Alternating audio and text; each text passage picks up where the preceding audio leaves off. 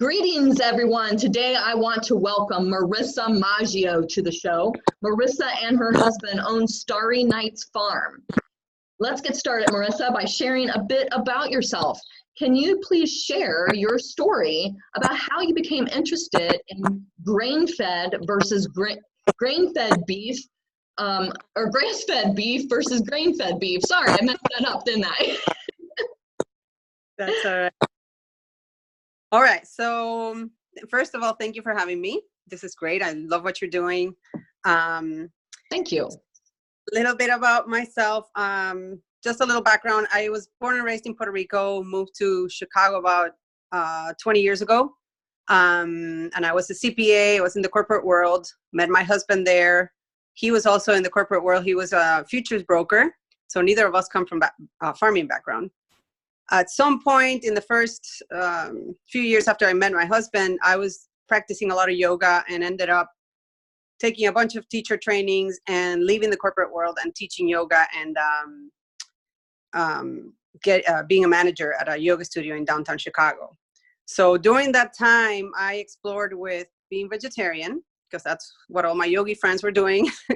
So did that for a little while, never felt quite good. And then at that time, we were also trying to get pregnant, and I had a lot of trouble getting pregnant with fertility. So when I did, I had miscarriage. So finally, I didn't want to quite go into the medical route, but I started doing acupuncture and saw a dietitian that specializes in fertility. And she was the one that first told me, basically, I was doing it all wrong. She thought, at that time, I thought lower fat was good.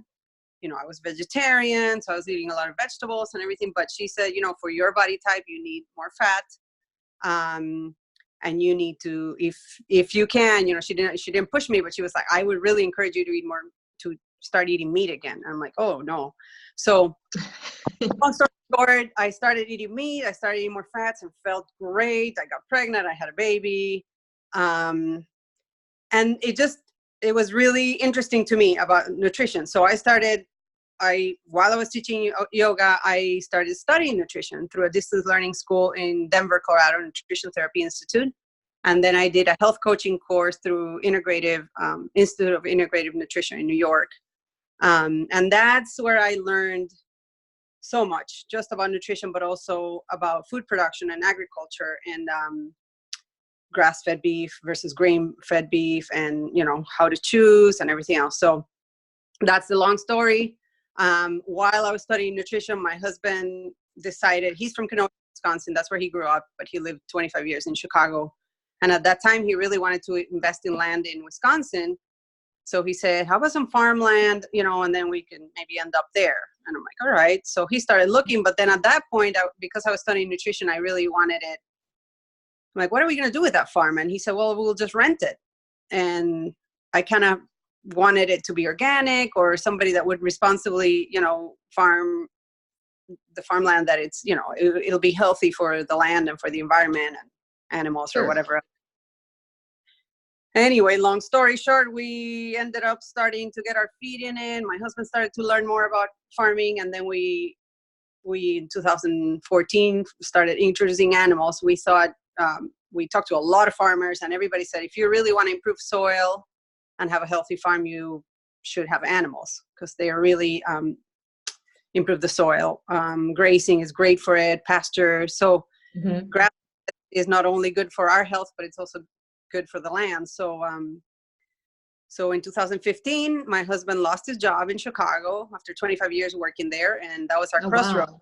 Like, are we going to stay here and try to do, finance again, or should we just do the farm full time? And at that point, it was getting busier. The farm was getting busier. We had more animals.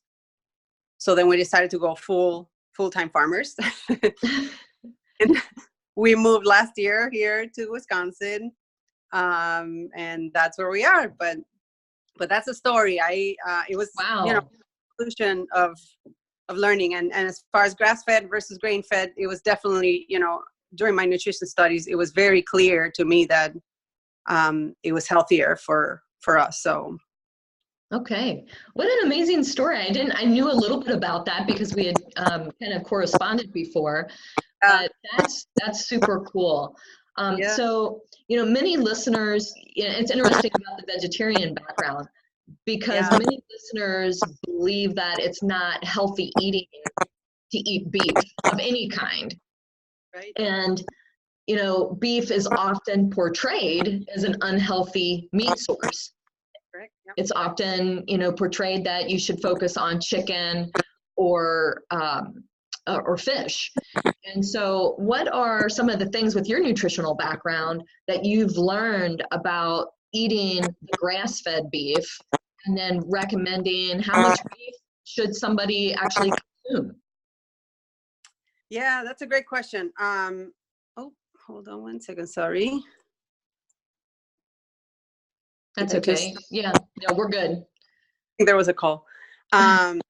That's a great question because it's a very tricky area, and I feel like nutrition. And when I studied this, and then the more I keep studying it and reading about it, nutrition is a very hard thing to get your mind through it because it's it varies person by person. It's really hard to study. So even nutrition studies, when I was studying them, you can find proof for anything really. You can find proof beef being bad and you can find proof for beef being good because it's so hard. I mean, you can't study a person with their genetics. There's so much involved in a person, and in their diet and in their lifestyle and everything, that it's really hard to study one nutrient or one food. So with beef, what I've noticed is, yes, there's a lot of bad rap on beef. And not just, these days it's a lot about the environment too. But again, there's a lot of misunderstanding about it. I feel like what I study with nutrition is, and I think this goes for everything, not just for beef, it goes for gluten, dairy, everything. I think each body's different. There's no one size fits all with diets. That's why paleo is so popular and so is vegans. It's two ends of the spectrum and they are very popular, but it's just because some people it's really great, one of them, and for other people it's really great, another one. So I really when I was a health coach and with nutrition, I really worked with my clients on you discovering what's good for you, and I would listen to them, and this if you really tap into your intuition and into your body and into how you feel, so beef is great for some people, and it's not for others, and same with chicken, to be honest, any meat and so other foods, but also beef gets a bad rap. I mean, it has been produced grain fed for so long. I mean, I think grass fed is getting a comeback, but 70s, 80s, 90s, grain fed really grew. So it is worse for you. I mean, it has higher fat content, higher saturated fat. It's a lot of omega-6. I mean, corn is basically candy. You're giving this animal candy to fatten them, right? To get them fat faster. So they're eating candy, and that's what you eat when you eat that beef. It's not the fat content. It has a lot more omega-6 and omega-3s, which are the healthier ones. Grass-fed beef has a lot more conjugated linoleic acid, which is a fat that's very healthy for your heart and for preventing cancer.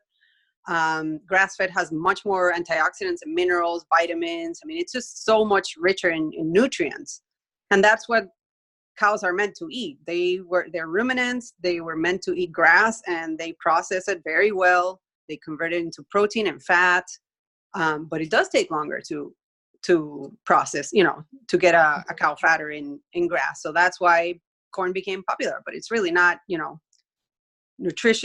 nutrition speaking is not, the best. So, and it tastes different. Yes, it does. Different. So I first came to know you because I was looking up grass-fed farms in our area. And when we purchased a quarter of a steer from you, the first thing we noticed was, wow, this beef tastes different than store-bought beef. And it fills me up sooner than store-bought beef. And I'm one of those people that I've gone from the low fat, no fat, very similar type of story where I just didn't feel good. And I kept eating kind of the processed no fat, low fat, thinking that I was doing a good thing. And when I switched over to like real food again, I was fuller, I was more satiated, and I felt better instead of eating all the healthy, no fat, low fat stuff.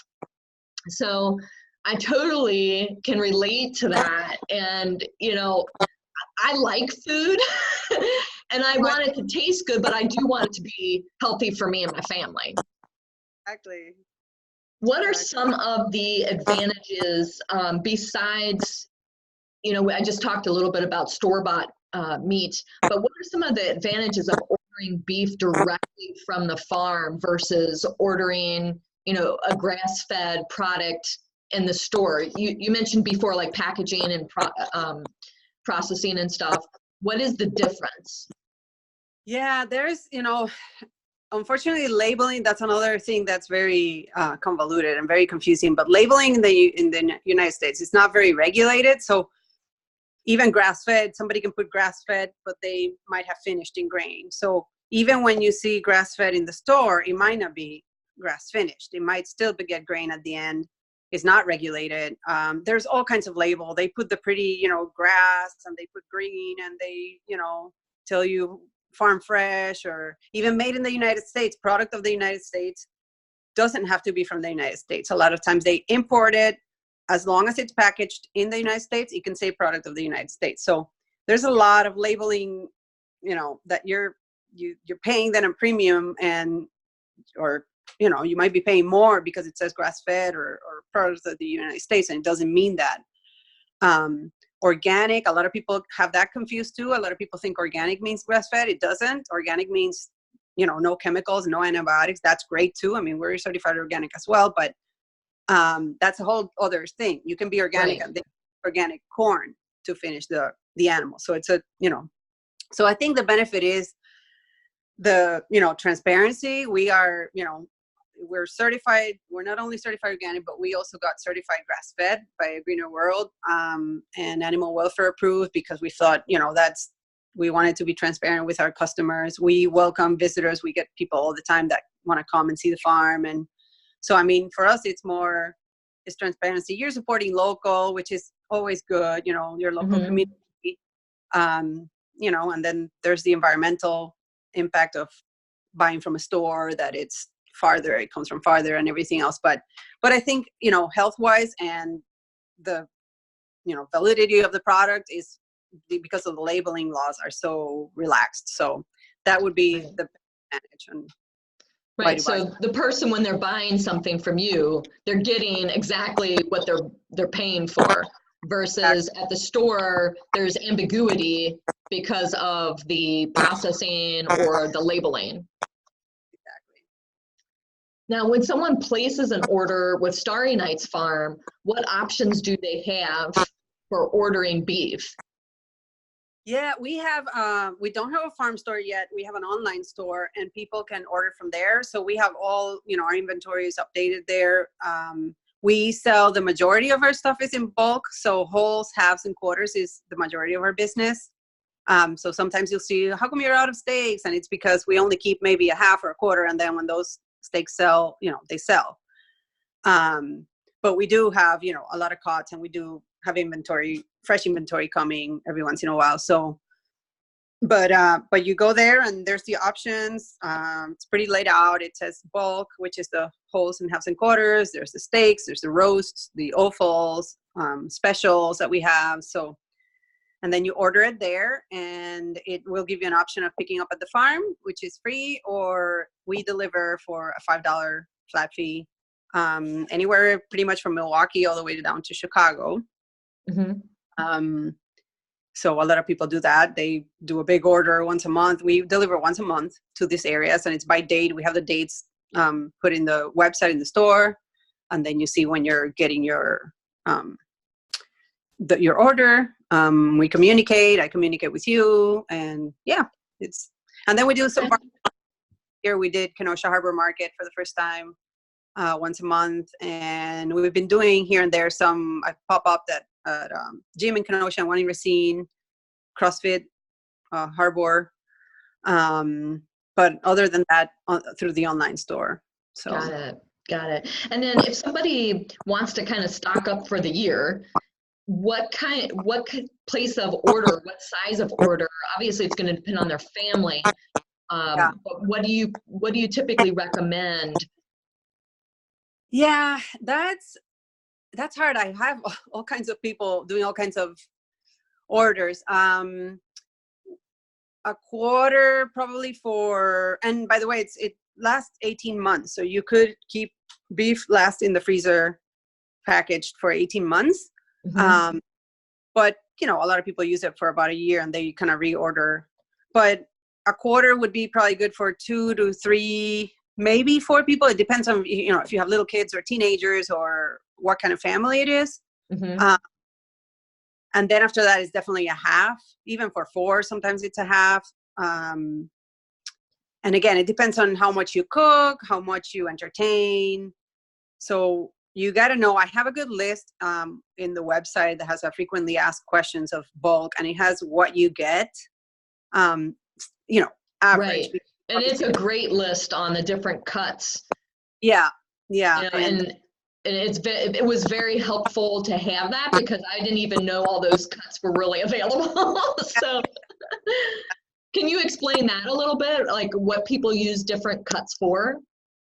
Yeah, we have, there's, obviously the steaks, and when you buy in bulk, especially, you have some flexibility, obviously, on what you cut. Some people, this was actually a learning experience for me, but if you get the tenderloin, then you don't get the porterhouse or the T-bone, of course, because T-bone and porterhouse have part of the tenderloin. So when you do you order a half or a quarter, you have some flexibility on, like, hey, I don't want porterhouse or T-bones. I just want the tenderloin, and then we'll have New York strips, or, and our processors are great at walking you through it. They explain everything, they give you question by question.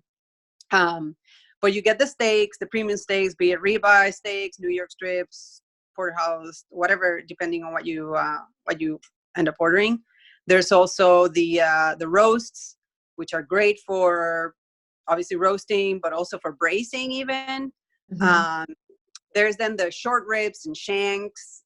Some people don't order the shanks. I tend to, like, when we keep our stuff, I tell them, give me everything and I'll figure out something to do. To be honest, we don't eat them, but I do want to keep everything, because sometimes we just experiment. I mean, the last one we experimented was beef cheeks. I'm like, let's keep those. I've heard about them and they were delicious. I mean, we were so happy with them. So oxtail, like, there's a lot of them that are really, really delicious. And not to be afraid of them, because honestly, those cuts usually have the most nutrients. It's funny, even with chicken, in nutrition, I learned, it's like chicken breast. We don't know why it's popular because of the leaner thing, but really it has very little nutrients. So I've heard that. the dark meat Yeah, I've actually, heard that.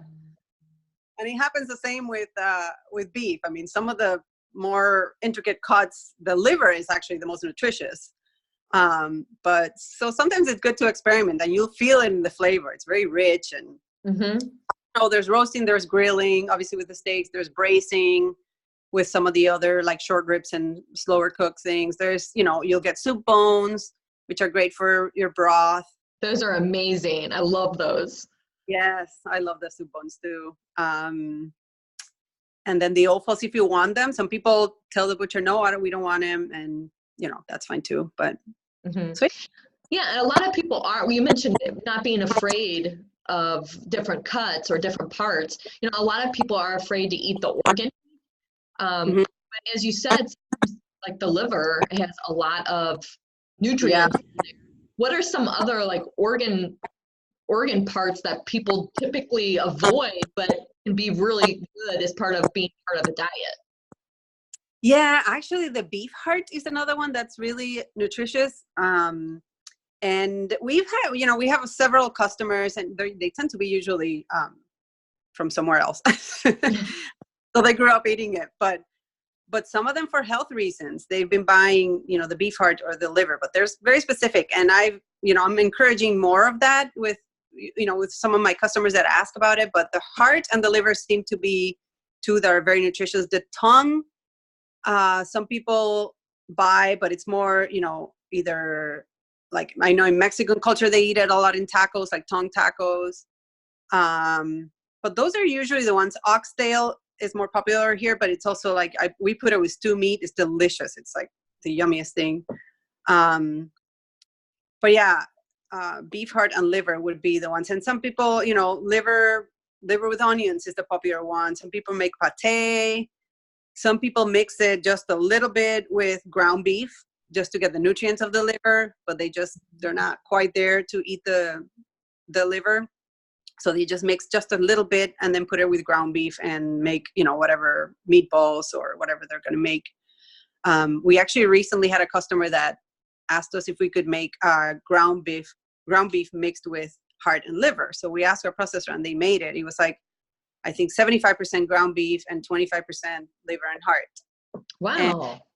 And then we made it, we packaged it for him and he loved it. So now I have a couple other customers that have asked about things like that. And we're going to make some of that in October. So that'll be interesting. It's like a ground beef, but it's already ground with some of the organ meat in there for beginners that don't want to, you know, taste or something like that. So, but you get the nutrients. So that is a great way to do that. Now, you mentioned ordering. What are some ways that, I think you mentioned the website before, how can they contact? Is it just Starry Farms or StarryNightsFarm.com?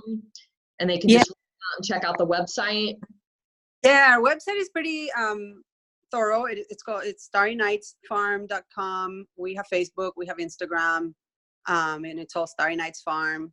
So you can find it there. On our website, we have a contact form. Otherwise, it's info@starrynightsfarm.com. It's our email, and we're happy to answer questions. But yeah, you can contact us through there and ask any questions or order through the website. There's a lot of it there. It talks about our story, our mission, our farming protocol. So yeah. Awesome. Well, Marisa, this has been really great to learn about, especially your background and the nutrition side of things in relationship to eating beef versus vegetarian or vegan, for those people who maybe aren't as successful on a vegan diet that they thought and really do need beef. And then the grass-fed versus the grain-fed. And then I think the biggest one for me that I can take home is the labeling. You're so spot on about labeling being so deceiving and misleading. Maybe it's not intentionally deceptive. I'll give people the benefit of the doubt on that, but it's just the way it's really not regulated. So I really appreciate you coming on today and sharing your knowledge and your expertise with the grass-fed beef. That's all for today, guests. And until next time, be bold, be beautiful, and be you. Thank you. Thank you so much. Bye.